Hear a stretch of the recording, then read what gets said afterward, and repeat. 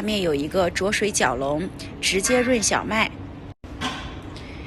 洗麦机，洗完小麦以后直接甩干。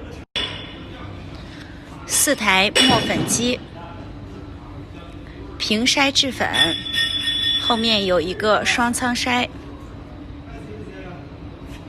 我们可以详细看一下，我们管道上面都贴的有标签，因为现在国际疫情还是比较严重，我们安装人员呢现在出不去，我们在国内组装好，贴上标签，出相对的工艺图纸，客户自行组装。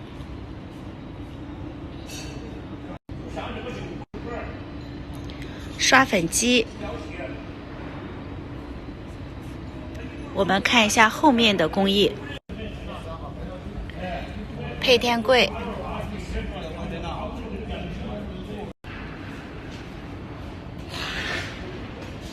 接料台，